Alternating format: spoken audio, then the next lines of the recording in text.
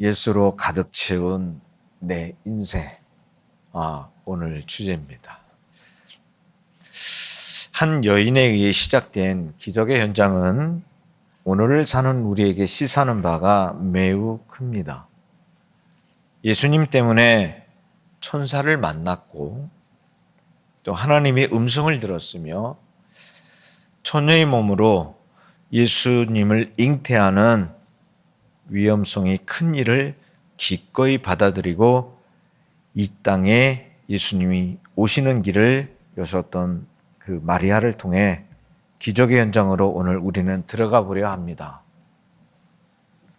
한 여인이 예수님으로 가득한 삶을 살아갔을 때 그 삶에 어떤 일이 일어나는지 이 시대를 살아가는 우리에게 던지는 메시지는 무엇이며 예수님은 어떻게 우리에게 나타나셨는지 말씀으로 들어가 보도록 하겠습니다.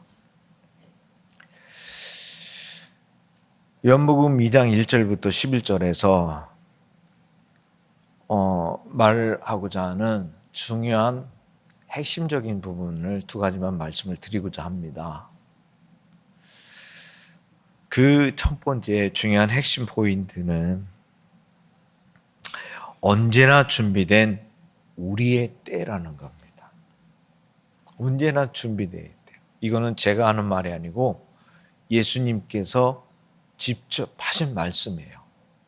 우리의 때는 언제든지 준비되어 있다. 이게 아주 중요한 말씀이거든요. 예수님 당시나 지금 이 시대나 변함없이 중요한 진리 중에 하나는 우리의 때는 그때나 지금이나 일반이고 똑같다라는 겁니다. 예수 그리스도는 어제나 오늘이나 영원토록 동일하시느니라. 그 예수님 변하지 않으셨습니다. 우리 제자들이 보는 앞에서 하늘 올라가시면서 반드시 우리와 함께 영원토록 함께 하시겠다고 약속하시고 내가 다시 오겠다고 약속하신 그 예수님은 지금 이 시대에도 이 시간에도 그 말씀은 여전히 우리에게 각인되어져 있고 그 예수님은 동일하신 분이라는 겁니다. 근데 그 예수님이 우리에게 언제든지 준비되어 있다라고 우리는 그렇게 예수님이 말씀을 하셨어요. 그게 무엇일까요? 우리가 말씀 속으로 들어가 보도록 합니다. 포도주가 떨어졌고 사람마다 생각이 여러 가지로 나누어졌을 겁니다. 그러나 마리아는 잔치 분위기상 이대로 끝내기는 아쉬웠을까요? 혼인집 주인의 생각과 결정을 기다리기보다 마리아는 예수님께 시선을 돌렸습니다. 그리고 하인들에게 예수님이 뭐라고 하시든지 그대로 하라고 지시했습니다. 왜 이런 선택을 했을까요? 주인도 아니면서 그저 초대를 받은 게스트임에도 불구하고 왜 이런 선택을 했을까요? 그런데 예수님의 대답 속에 그 답이 들어 있습니다. 여자여 내 때가 아직 이르지 아니하였다라고 말씀합니다. 저게 나와 무슨 상관이냐? 아직 내 때가 이르지 않았다라는 거예요. 내가 손댈 일이 아니고 내가 참견할 일도 아니고 내가 관심을 기울일 일도 아니고 나와 전혀 상관없는 일이다라는 겁니다. 그런데 예수님의 그 말 속에 답이 들어있어요. 내 때가 이르지 아니했다고 했는데요. 네, 맞습니다. 맞아요. 예수님의 때가 이르지 않았어요. 예수님이 사람들에게 구원자로서 나타내기에는 아직 하나님의 때가 임박하지 않았기 때문에 스스로 나서서 문제를 해결하고 복음을 전하는 시기는 아니라는 겁니다. 내가 누군가 하나님의 보낸 자, 스스로 있는 자라고 최일구께서 말씀하셨던 그 하나님께서 직접 보낸 예수님. 그래서 하나님이 누구고 천국 복음이 무엇이고 이 땅에 하나님의 나라가 임했다는 것을 사람들에게 보여주기 위한 것은 하나님의 때가 임해야만 가능한 일이었기에 지금 아무것도 할 수 없다는 겁니다. 돌이켜보면 하나님의 때라고 하는 것은 정확하게 계산된 행위였습니다. 예수님을 이 땅에 보내시기 위해 동정녀 마리아에게 가서 네가 네 몸에 잉태가 되어 아이가 생길 것이고 그리고 아이를 낳을 것이다 라고 하는 것. 그 모든 과정을 설명할 때 마리아가 뭐라 그럽니까? 나 못해요. 내가 결혼도 안 한 여잔데 지금 이게 가능한 일입니까? 그리고 이런 부끄러운 일 나 할 수가 없어요. 이렇게 부인하는 게 아니라 그 말을 다 듣고 나서 마리아가 한 말을 혹시 우리 성도님들 기억하십니까? 마리아가 뭐라 그랬는지? 예, 기억하실 분도 계시고 너무 당황스러워서 기억이 안 날 수도 있겠죠? 그런데 정말 저는 그 말씀을 딱 읽을 때 너무 감동했어요. 제가 마태복음에 쫙 넘기면서 예수님에 대해 설명하면서 마리아가 그 하나님의 사자와 대면해서 그 얘기를 다 듣고 난 다음에 마리아가 한 말, 그 행동이 너무 충격적이었어요. 그게 뭐냐면 그 말씀대로 그대로 내게 이루어지기를 원합니다 라고 받아들이는 거예요. 여자가 그렇게 쉽게 이렇게 그것을 그대로 받아들인다고 하는 건 참 대단한 거예요. 모든 걸 다 내려놓고 포기하겠다는 겁니다. 그대로 내가 어떠한 욕을 먹고 내가 어떠한 희생을 하더라도 그 맛을 그대로 내가 다 감당할 테니까 그대로 이루어지길 원한다는 이 고백이, 이 신앙 고백이 베드로가 주는 그리스도여 살아계신 하나님의 아들이십니다라고 하는 그 고백만큼이나 무게감 있고 뜨거운 하나님에 대한 그 마음, 전 참 대단하게 봤습니다. 그게 마리아였었어요. 그대로 이루어지길 원합니다. 예수님보다 6개월 앞서서 하나님께서 세례요한을 보냈죠. 예수님이 오는 길을 예비하게 하시고 그 다 준비하시고 예수님이 오셨던 것처럼 하나님께서는 모든 게 계획되어진 그것대로 우리에게 다가오셨고 나타나셨고 일을 이루어 가셨고 하나님의 말씀이 어떻게 그동안 하셨던 하나님의 말씀이 어떻게 이루어지는지를 예수님을 통해서 성육신하신 그 예수님의 몸을 통해서 낱낱이 다 보여주셨습니다. 마지막 십자가에 죽으시기 그 순간까지도 다 이루었다라고 말하면서 예수님께서는 그 말씀이 어떻게 다 이루어진지를 보여주고 이제 그 몸으로 부활하셔서 올라가셨죠. 여러분, 예수님께서 우리에게 말씀하시는 내 때가 이르지 아니하였다, 너희 때는 항상 준비되었다고 하는 이 말씀. 자, 마리아가 예수님이 그대로 누군지를 이미 마리아는 알고 있었기 때문에, 예수라는 이름에 담긴 뜻을 알고 있기 때문에 난감한 상황에 마리아는 예수님께 시선을 두었습니다. 마태복음 1장 21절에 보면 아들을 낳으리니 이름을 예수라 하라. 이는 그가 자기 백성을 그들의 죄에서 구원할 자이심이라 하니라. 이거를 요셉에게 들려주죠. 너희 부부가 아들을 낳을 건데 그 아들의 이름이 바로 예수라는 이름까지 줍니다. 근데 그 예수가 누구냐? 우리를 죄에서 구원할 구원자라는 겁니다. 명확하게 그 메시지를 들려줍니다. 그래서 예수가 누군지를 아는 거예요. 또한 처녀가 잉태하여 아들 낳으려니 그 이름을 뭐라? 임마누엘이라 하리라. 이는 하나님이 우리와 함께 하시다라는 겁니다. 하나님께서 우리와 함께 하시는데 어떤 문제가 되겠습니까? 예수님이 오시고 난 이후에 모든 것을, 하나님이 우리와 함께 하는 것을 이미 직접 나타내 보여주셨기 때문에 우리의 눈을 떠야 되고 우리의 마음을 열어야 되고 우리가 늘 깨어 있어야 되는 겁니다. 왜냐? 우리의 때는 준비되어 있기 때문에 스탠바이 상태이기 때문에 하면 되는 거예요. 예수님은 우리의 구원자입니다. 그리고 임마누엘 하나님이십니다. 내가 깊은 수렁에 빠졌을 때 내 손을 잡아줄 분도 예수님입니다. 내가 마음과 몸이 지치고 고뇌졌을 때 위로해 줄 분도 예수님입니다.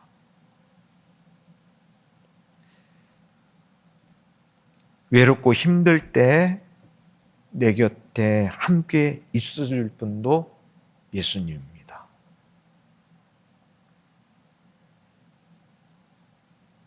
조용한 때.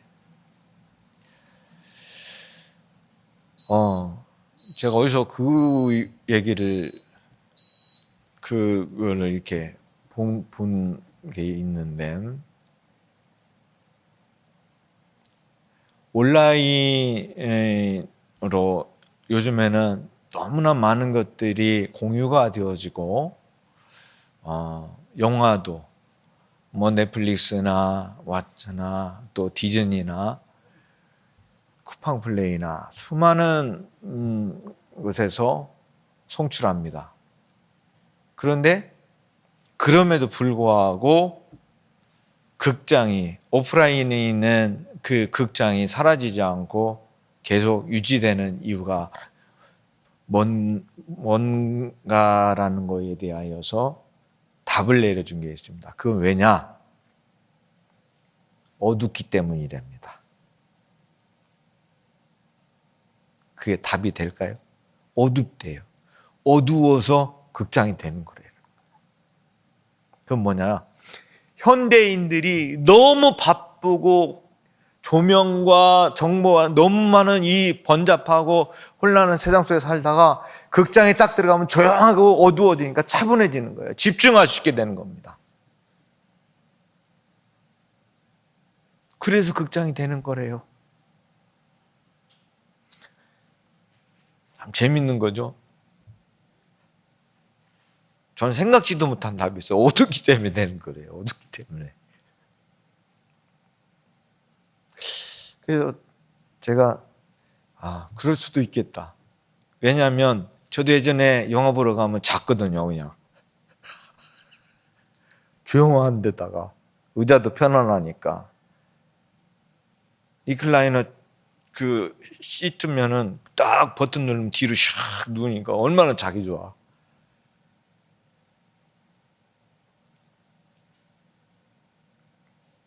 경남 진주 갔더니 그 영화가 전체가 다 리클라이너 시트더라고요. 근데 제가 왜 이 얘기를 하냐면, 외롭고 힘들 때 내 곁에 있어줄 분도, 내가 마음과 몸이 지치고 고뇌졌을 때 위로해줄 분도, 내 손을 잡아줄 분도, 함께할 분도 예수님이라고 하는 것을 우리 성도님들이 매 순간 삶에서 항상 느끼면서 살 수는 없어요. 그러나 내가 우리 잠언서에도 말했듯이 여호와를 만날 만한 때를 찾아서 우리가 하나님을 바라보고 그분을 예배하고 그분께 가까이 가는 것이 우리에게 늘 훈련되어지고 습관처럼 되어야 되는 거예요. 그러려면 우리가 하나님을 조용히 묵상하고 그분을 바라보는, 그러다 그분이 주시는 감동과 또 내가 기도하면서 그분이 주시는 그 귀한 응답 속에서 내 삶이 얼마나 달라질 수 있는지 우리 성도님들이 늘 주님을 만날 수 있기를 바랍니다. 굉장히 중요한 부분이에요. 예수께서 내 때가 이르지 아니하였거니와 너희 때는 늘 준비되었느니라고 요한복음 7장 6절에서 분명히 말씀했어요. 예수님의 형제들도 예수님을 안 믿었어요. 그러니까 당신의 일을 하려고 하면은 제자들이 볼 수 있게끔 드러내라. 왜 그러고 있느냐라고 예수의 형제들이, 육신의 형제들이 그렇게 얘기를 했어요. 그랬을 때 예수님이 내 때는 아직 이르지 않았지만 너희 때는 항상 준비되어 있다라고 그래서 말씀하는 거예요. 우리의 때라는 것은 우리가 예수님의 이름을 부를 때요, 마리아가 하인들에게 너에게 무슨 말씀을 하시든지 그대로 하라고 하듯이 우리가 하나님께서 말씀하실 때 순종하면 되는 때입니다. 우리가 믿으면 되는 때요. 전도하러 나갔을 때 사람들이 흔히 듣는 말 중에 하나가 지금 어떤지 모르겠어요. 과거에는 전도하러 나갔을 때 사람들을 만났을 때 그러니까 나가긴 나가야 되는데 지금 아직 때가 아니어서요. 혹시 들어보셨나요? 예. 그래, 언제 나가긴 나가야지. 근데 지금 때가 아니어서 뭐 이것 좀 해결하고 저것도 좀 뭐 하고 그리고 난 다음 나갈게요. 그 때를 누가 정해요? 내가 정하는 거예요. 내가 스스로. 그 때라고 하는 게 내가 정하는 거예요. 근데 예수님 말했어요. 항상 준비되어 있는 거예요. 복음이 들려지면 즉시, 제자들도 즉시였습니다. 모든 사람들도 즉시, 중풍병자에도 네 침상을 들고 즉시 나가라 했을 때 그 병이 치유가 됐어요. 복음은 듣는 사람의 귀에 들리는 순간 역사가 일어나는 거예요. 그것을 순종하는 사람에게는 하나님의 영광을 보는 겁니다. 그래서 우리의 때는 늘 준비되어 있다는 것을 사람들에게 알려야만 합니다. 우리의 때는 준비되어 있다는 거예요. 내가 결정하고 내가 미루고 내가 판단하는 게 아니라 언제든지 준비되어 있기 때문에 들리면 즉시 내가 움직이면 하나님이 함께하는 역사가 일어나는 겁니다. 그게 임마누엘이에요. 믿으면 된다라는 겁니다. 우리는 준비되어 있기 때문에 그냥 내가 반응하면 되는 거예요. 귀를 열면 되는 겁니다. 눈을 뜨면 되는 거예요. 행동으로 옮기면 되는 겁니다. 여러분 생각해 보세요. 하나님의 말씀을 구약부터 신약까지 통전적으로 쭉 보면 이게 얼마나 파워풀한 내용인지 여러분들이 아실 거예요. 모세가 홍해 앞에 섰을 때 사람들을 돌로 쳐서 죽이려고 할 때 모세가 어쩔 줄 몰라 합니다. 그때 하나님께서 너 왜 그러고 있냐고 말씀하시죠? 너 왜 그러고 있냐? 지시하라는 거예요. 가르치기만 하라는 겁니다. 어떻게 해야 될지 즉시 네가 한 대로 내가 하겠다는 겁니다. 바다를 향하여 지팡이를 펼치는 순간 어떻게 돼요? 바다가 갈라지죠. 그겁니다.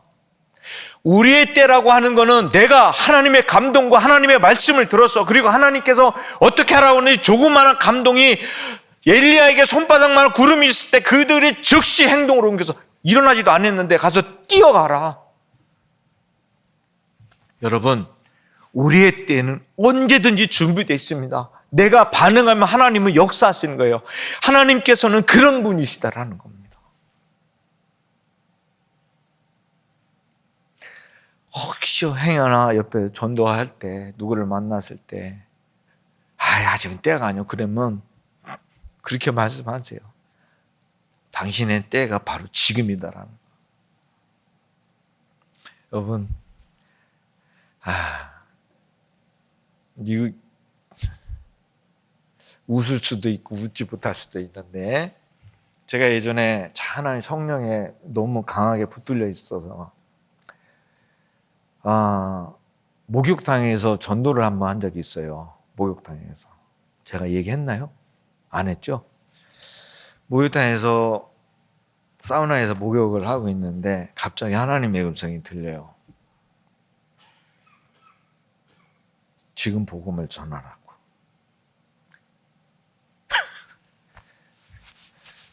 그래가지고 나 갑자기 막 뒤돌아봤어요. 주변을 보니까 전부 다 헐벗은 사람 있잖아요. 목욕하고 있는데 거기서 무슨 복음을 전하라는 거예요.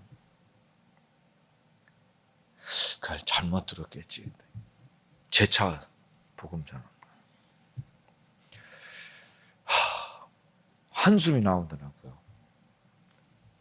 이거 어떻게 하라는 거야? 복음 전하래요. 그러면서 하나님께서 저에게 주시는 그 감정은요.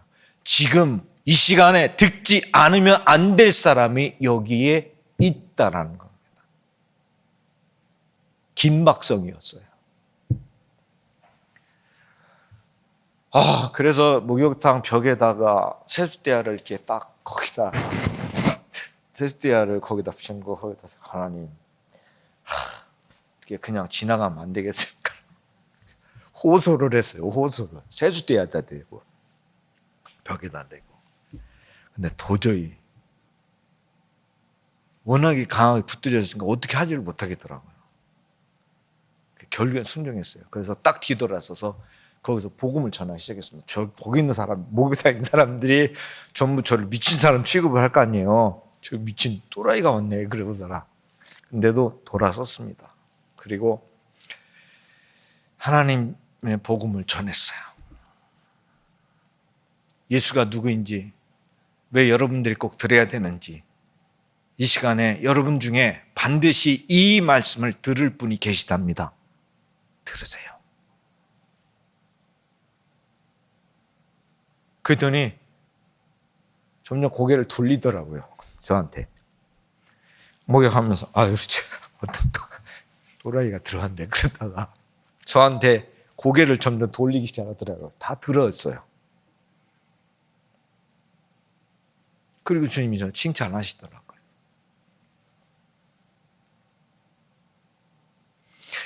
누군지는 모르겠어요. 그런데 그 메시지를 들어야 할 분이 반드시 들어야만 했기 때문에 하나님께서 긴박하게 저한테 말씀하셨고 듣게 하셨습니다. 그분이 구원에 이르게 되는 축복을 누렸으리라고 저는 믿어요. 누군지는 모르지만.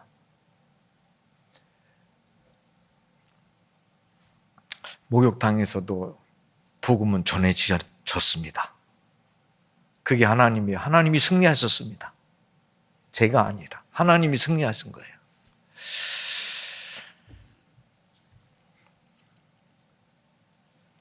우리가 선택적 항목으로 어느 때는 되고 어느 때는 되지 않는 것이 아니라 우리가 구하고 찾고 두드리면 하나님은 언제나 길을 여시고 응답해 주시는 분이기 때문입니다. 믿음이 없어서 하지 못할 수는 있어도 우리가 하나님을 찾음에 있어서 준비되지 않은 때는 없다라는 겁니다. 지금 그리고 당장 시작하면 되는 것이고 찾으면 되는 것입니다. 기도하면 되는 것이며 순종하면 되는 겁니다. 믿으면 되는 거예요. 믿음으로 행하면 되는 겁니다. 우리의 때는 항상 언제나 준비되어 있어서 예수의 이름으로 천국의 문을 두드리면 되는 겁니다. 두 번째는 문제를 보지 말고 예수를 보라는 겁니다. 문제를 보지 말고 예수님을 보라는 겁니다. 잔치에 참석한 모든 이들에게 술이 떨어짐은 잔치를 끝내야 함을 의미합니다. 그러나 분위기상 끝낼 수가 없는 상황 같습니다. 아마도 하객들이 예상보다 많이 왔거나 술을 너무 조금 준비했던가 뭔가 예측을 잘못한 것 같습니다. 갑자기 어디 가서 술을 구해올 수도 없는 상황 같습니다.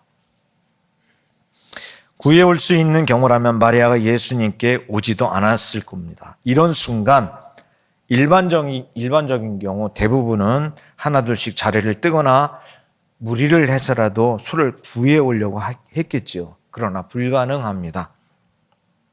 잔치를 끝내야 합니다. 이유는 간단합니다. 술이 없기 때문이죠.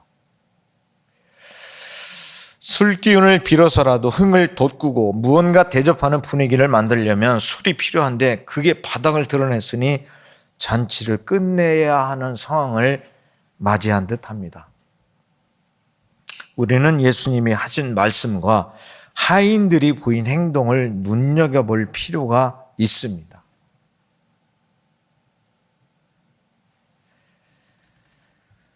비어있는 항아리에 물을 채우라고 하셨어요.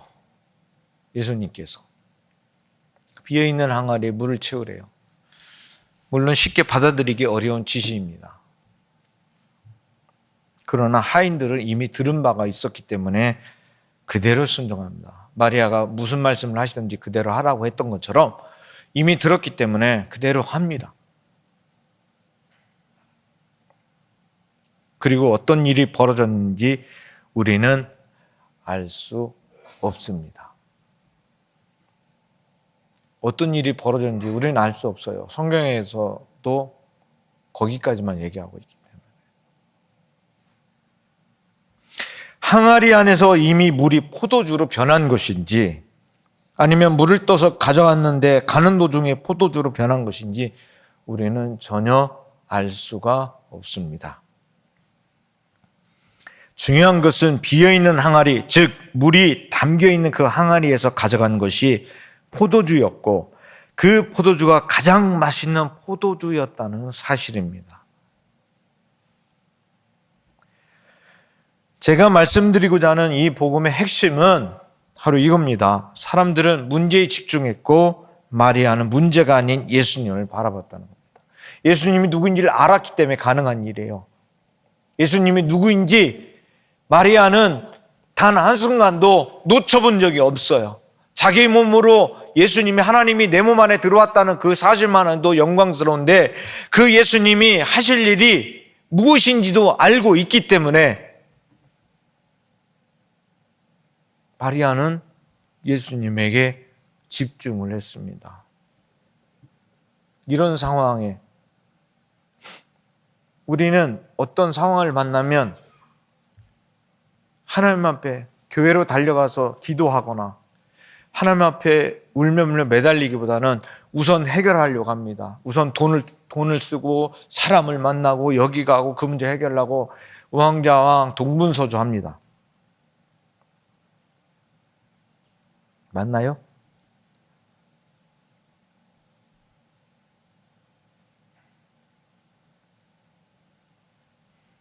문제가 일어났을 때 그 문제를 바라보니까 기도를 못하는 거예요. 우리에게는 예수의 이름이 있지 않습니까? 우리에게 예수님의 이름을 주었습니다. 요한복음 3장 16절 같이 노래를 불러볼까요? 알죠? 하나님이 세상을 이처럼 사랑하사 독생자를 주셨으니 누구든지 예수 믿으며 멸망하지 않고 영생을 얻으리라. 요한복음 3장 16절 명곡이죠? 이거 제가 주일학교 때 불렀던 건데 지금까지도 잊어먹지도 않아요. 요한복음에 보면은 우리에게 그 이름을 믿는 자들에게는 무슨 권세를 주셨다고 했어요? 자녀의 권세를 주셨다고 했잖아요. 우리에게는 예수의 이름에 있는 이 엄청난 능력의 그 이름의 권세를 우리가 이미 받았습니다. 믿습니까? 예, 그거예요. 그겁니다. 그게 핵심인 거예요. 우리가 문제를 자꾸 보다 보면 기도를 할 수가 없어요. 뛰어다닙니다. 막 이리 뛰고 저리 뛰고 이거 해결하려고 돈 빌리러 다니고 사람 만나고 이거 좀 해주세요 할 수 있지만 예, 그래도 해도 되겠죠. 그러나 우리들은 적어도 예수님을 믿고 하나님의 자녀가 된 우리들은 그 이름으로 기도하라는 겁니다. 마리아가 보여주고 있잖아요. 이 문제를 어떻게 해결하고 있는지 적나라하게 보여주고 있습니다. 문제가 발생하자마자 예수님이 가서 이 얘기를 합니다.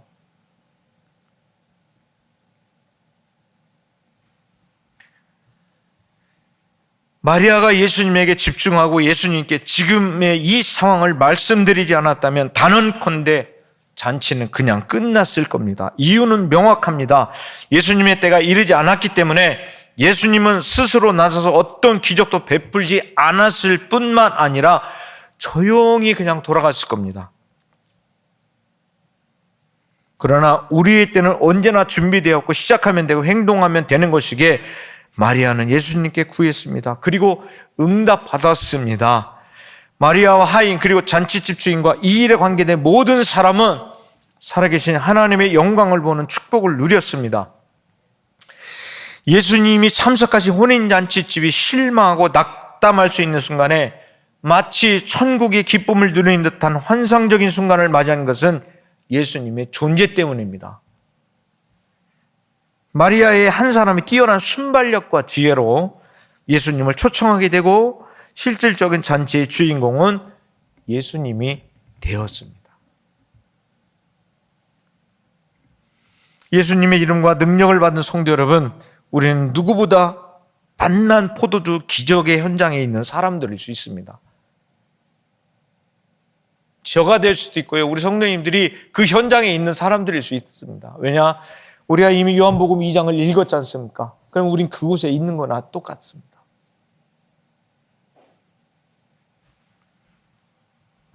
세상은 이런 예수님을 모르지만 내 인생 예수로 가득 찬 우리는 문제에 갇힌 사람들이 아닌 세상에 예수님의 이름을 드러내는 생명력 있는 그리스도인들입니다.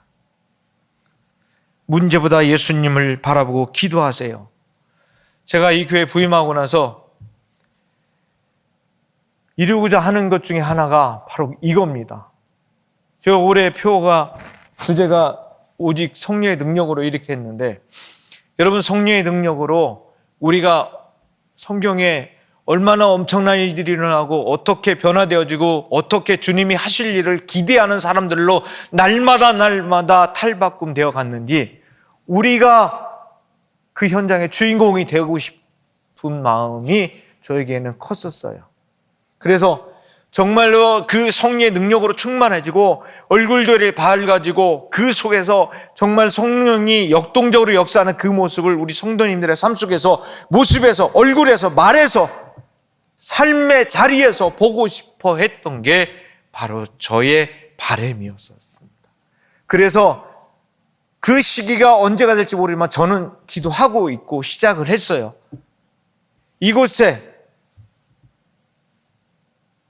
기도가 뜨겁게 이루어지기를, 그리고 그 기도가 살아나기를, 기도의 불을 붙여서 날마다 성령과 함께 뜨겁게 그 삶을 살아갈 성도님들을 그려가면서 우리의 때는 지금이고 어느 때든 준비되어져 있습니다. 우리 성도님들이 아파합니까? 하나님께 기도해 보세요. 내 문제가 태산보다 크다고 느끼십니까? 야곱의 그 무릎처럼 우리도 여기가 베델이고 여기가 야복강이고 여기가 미스바 광장이다라는 생각으로 시작을 한다면 그 어떤 문제도 우리 앞에 무너지지 않을 게 있겠는지요? 다 무너질 겁니다. 다 해결될 겁니다. 우리가 살아계신 하나님을 드러낼 수 있는 영광의 자리로 우리는 나아갈 수 있다는 겁니다. 그러기 위해서 기도가 회복되어야 되기에 저는 제 마음에서 시작을 했습니다. 그리고 성도님들과 뜨겁게 기도할 겁니다.